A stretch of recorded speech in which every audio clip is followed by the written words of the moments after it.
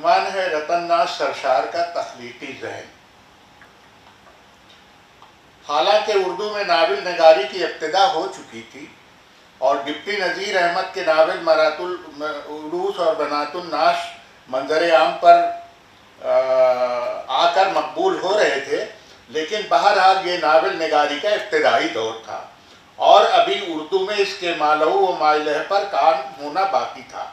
غلامی کی زنجیروں میں بتدریج جکڑے جاتے ہوئے ہندوستان میں یہاں کی قدیم اقدار دم توڑ رہی تھی۔ اب لوگوں کے سامنے انگریز اور ان کی نئی تہذیب تھی جو مسلسل ان کے رسم و رواج اور اقدار سے متصادم تھی۔ ہندوستانی عوام اس کشمکش میں مبتلا تھے کہ کسے اپنائیں اور کسے ترک کریں۔ ایک طرف ان کا دم توڑتا ماضی تھا اور دوسری طرف جگمگاتا ہوا حال۔ ایک طرف سر سید احمد خان اور ان کے ہمنوا تھے جو مغربی تہذیب سے اپنا رشتہ جوڑ لینے کا مشورہ دے رہے تھے جس میں سنہرے مستقبل کی نوید تھی، تو دوسری طرف اکبر الہ آبادی اور مولانا عبد الماجد دریابادی جیسے لوگ تھے جو کسی بھی قیمت پر اپنی تہذیب و ثقافت اور شاندار ماضی سے دستبردار ہونے کو تیار نہیں تھے۔ واجد علی شاہ کو معزول کر کے انہیں مٹیا گنج بھیجا جا چکا تھا اور لکھنؤ خود کو بے یار و مددگار محسوس کر رہا تھا۔ تذبذب اور کشمکش کا یہی وہ زمانہ تھا جب رتن ناز سرشار کاغذ اور قلم کی اپنی بساط بچھانے کے لیے میدان ادب میں وارد ہو رہے تھے۔ انگریزوں کے ہندوستان میں اپنی جڑیں مضبوط کرنے کے پہلے ہی سے عالمی سطح پر ناول نہ صرف موجود تھا بلکہ اس صنف میں مارکت العارہ تخلیقات منظر عام پر آ چکی تھی۔ 19ویں صدی کے نصف اول میں Pushkin, Gogol, Dostoevsky, Tolstoy, Walter Scott, Charlotte اور ایملی برانٹے بہنیں، چارلس ڈیکنز اور الزبتھ گاسکل جیسے ناول نگاروں کے ناول ساری دنیا میں مقبولیت حاصل کر رہے تھے۔ اس کے باوجود اردو ادب اس دنیا سے ناآشنا تھا۔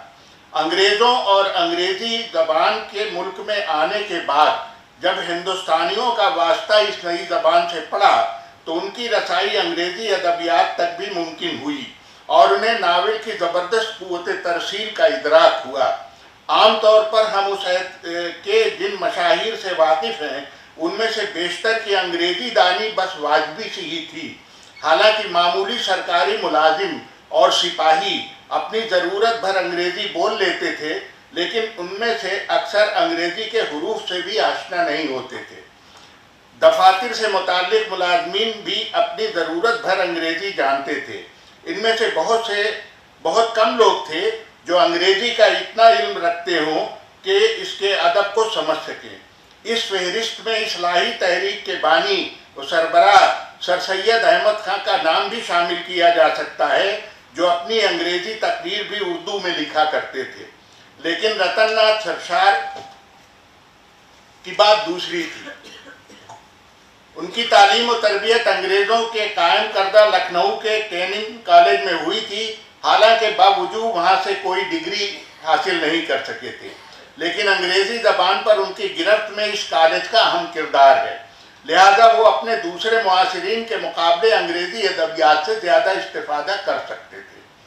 کسی کے ذہن سازی کا کام عموماً بچپن میں ہوتا ہے اور سرشار کے بچپن کے بارے میں ہمیں زیادہ معلومات دستیاب نہیں ہے، اس لیے ان کے تخلیقی ذہن کے منبع کا سراغ لگانا آسان نہیں ہے۔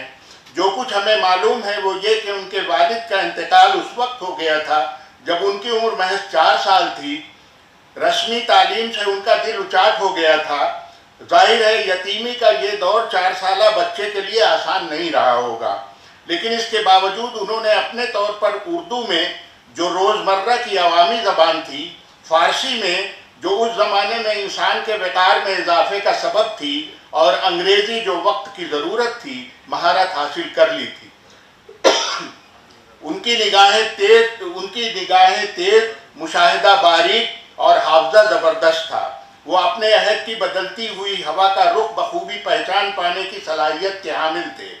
حالانکہ ان کی افتاد طبع میں ایک طرح کا لاابالی پن شامل تھا، یہاں تک کہ وہ اپنی کسی تحریر پر نظر ثانی کرنے کی زحمت بھی نہیں اٹھاتے تھے، لیکن ان کو خدا نے ایسی صلاحیتوں سے نوازا تھا کہ اس کے باوجود ان کی ان قلم برداشتہ تحریروں میں جمالیاتی رچاؤ خود بخود پیدا ہو جاتا تھا۔ ان کے پاس ایک فطری فنکار کا تخلیقی ذہن اور خلاق احساس جمال تھا جو انہیں اپنے عہد کی عکاسی کرنے پر اکساتا رہتا تھا، لیکن والد کے انتقال کی وجہ سے ان کے خاندان میں جو خلا پیدا ہوا تھا، اس کے زیر اثر نوجوانی کی حدود میں قدم رکھنے کے بعد انہیں جو پہلی فکر دامنگیر رہی ہوگی وہ فطری طور پر معاش کی تلاش رہی ہوگی۔ کھیری اسکول کی ملازمت ترک کرنے کے بعد منشی نول کشور نے جب انہیں اودھ اخبار کی ادارت کی ذمہ داری سونپی تو انہیں کسی حد تک فارغ البالی نصیب ہوئی اور اس اخبار کے توسط سے ان کے تخلیقی جوہر کھل کر سامنے آنے لگے۔ سرشار کی شہرت کا سارا دار و مدار فسانہ آزاد پر ہے، جو پہلے اودھ اخبار میں قسط وار شائع ہوا اور بعد میں منشی نول کشور نے انہیں کتابی شکل میں 4 جلدوں میں شائع کیا۔ اس تصنیف کی ادبی اہمیت سے انکار نہیں کیا جا سکتا، لیکن اس کی بنیاد اس کا ناول ہونا نہیں، اس میں پیش کردہ ماحول، اس کی زبان، اس کے کردار اور اسلوب بیان ہے، جو اپنے عہد میں نہ صرف بالکل نیا تھا بلکہ اس میں عوام کو متاثر کرنے کی بے پناہ صلاحیت تھی۔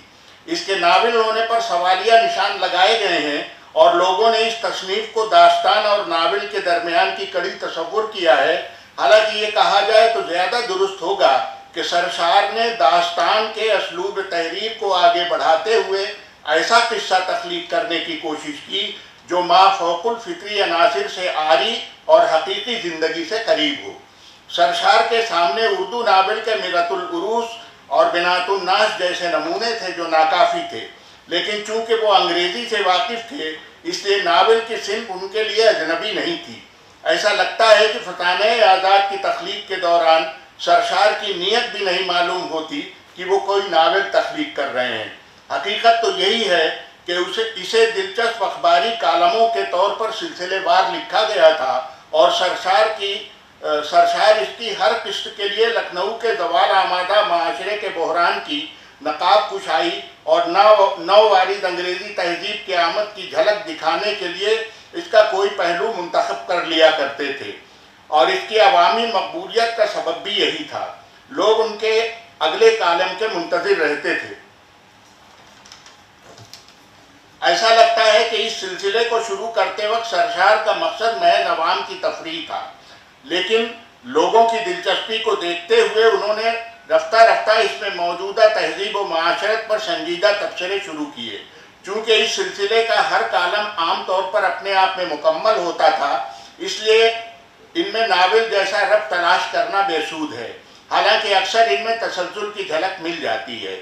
یہی سبب ہے کہ اس کا نہ کوئی مستقل پلاٹ ہے اور نہ اس میں ناول کی دوسری خصوصیات۔ دیکھا جائے تو اس کی کہانی محض اتنی ہے کہ کھلنڈرے نوجوان آزاد کو حسنارا سے عشق ہوا اور اس نے آزاد کے سامنے یہ شرط رکھی کہ وہ روس اور ترکی کے درمیان ہونے والی جنگ بلقان میں شامل ہو تو وہ اس سے شادی کرے گی۔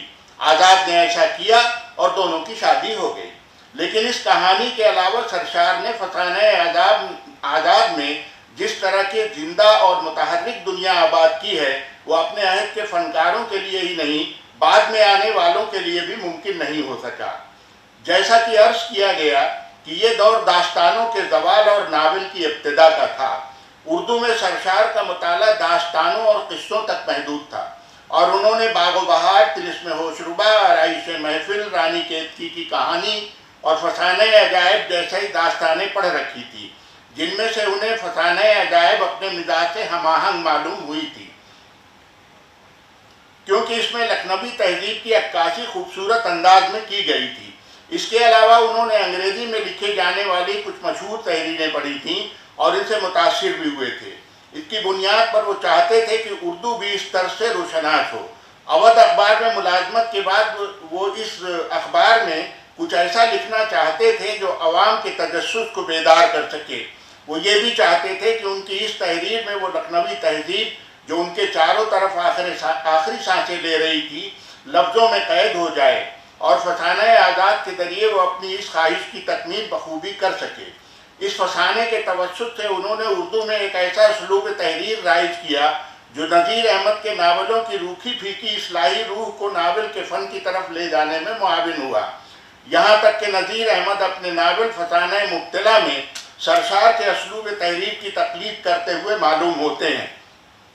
فسانہ آزاد کے بعد سرشار نے جامع سرشار، شہر کوثر، کامنی جیسے کچھ اور ناول لکھے جنہیں اتنی مقبولیت میسر نہ آ سکی جو فسانہ آزاد کے حصے میں آئی تھی۔ یہ تمام ناول اردو کے ابتدائی نمونوں میں تو شمار کیے جا سکتے ہیں، لیکن جدید ناول کے فن کے اعتبار سے یہ سب انتہائی کمزور ہیں۔ ویسے بھی ان کی زندگی کا آخری زمانہ ان کے قلم کے زوال کا دور تھا، جہاں مالی بحران نے انہیں فرمائش پر مختلف اخبار اور رسائل کے لیے کہانیاں لکھنے پر مجبور کر دیا تھا، جن کی کوئی ادبی حیثیت بہرحال نہیں بن سکی۔ سرشار یوں تو صحافت کی دنیا میں داخل ہوتے ہی اخبار کے لیے مختلف مضامین کے ترجمے کرنے لگے تھے، لیکن انہوں نے باقاعدہ کچھ علمی اور ادبی تراجم بھی کیے ہیں۔ اردو میں عربی اور فارسی سے تراجم کی روایت اس زبان کی اردو کی زبان کی ابتدا ہی سے موجود تھی، اور یہ سلسلہ فورٹ ولیم کالج کے قیام کے بعد بھی جاری رہا۔ اس سلسلے میں دلی کالج کی خدمات کو بھی فراموش نہیں کیا جا سکتا۔ فورٹ ولیم کالج میں درسی ضروریات کے تحت عربی فارسی سے ترجمہ کرنے کے ساتھ ساتھ انگریزی سے اردو میں ترجمے کی روایت بھی شروع ہوئی۔ ان کالجوں کے علاوہ سر سید احمد خان نے بھی انگریزی سے اردو میں ترجمے پر خصوصی توجہ دی۔ رتن ناتھ سرشار نے اس فن میں ان تراجم سے کتنا استفادہ کیا یا بالکل استفادہ نہیں کیا، یہ سوال ہنوز برقرار ہے، لیکن ترجمے کے لیے تخلیقی ذہن کی کتنی ضرورت ہوتی ہے، یہ رتن ناتھ سرشار کے تراجم میں دیکھی جا سکتی ہے۔ دراصل انگریزی سے ترجمے کا یہ ابتدائی دور لفظی ترجمے سے زیادہ اصل متن کی ترجمانی سے عبارت تھا، اور اس کے نقوش سرشار کے بعد نیاز فتح پوری کے نثری تراجم اور اقبال کے منظوم تراجم میں بھی تلاش کیے جا سکتے ہیں۔ ترجمانی کے اس عمل میں تخلیقی صلاحیتوں کی ضرورت لفظی ترجمے کے مقابلے میں زیادہ ہوتی ہے۔ رتن ناتھ سرشار فطری تخلیقات تھے، چنانچہ انہوں نے اپنے تراجم میں اپنی اس صلاحیت کا بھرپور استعمال کیا۔ انہوں نے جو تراجم کیے ان میں شمس الضحیٰ، اعمال نامہ روز، خدائی فوجدار اور الف لیلہ خاص طور پر قابل ذکر ہیں۔ 1893 میں سرشار نے نامعلوم وجوہ کی بنا پر اودھ اخبار کی ملازمت چھوڑ دی تھی، اور اس کے بعد وہ اکثر مالی مشکلات کا شکار رہنے لگے تھے۔ کچھ بااثر دوستوں کی سفارش پر انہیں الہ آباد ہائی کورٹ میں مترجم کی ملازمت ملی، لیکن ان کا آزادی پسند لاؤبالی مزاج سرکاری ملازمت کی جکڑ بندیوں کو برداشت نہیں کر پایا، اور جلد ہی وہ اس ملازمت سے مستعفی ہو کر لکھنؤ واپس لوٹ گئے۔ ان کا آخری وقت انتہائی کسمہ پرسی میں گزرا۔ شراب نوشی کی کثرت نے ان کی صحت کو شدید نقصان پہنچایا تھا۔ مختلف بیماریوں کی زد میں آ کر ان کا جسم ٹوٹ کر رہ گیا تھا، یہاں تک کہ اپنی آخری عمر میں وہ ہڈیوں کا ڈھانچہ رہ گئے تھے۔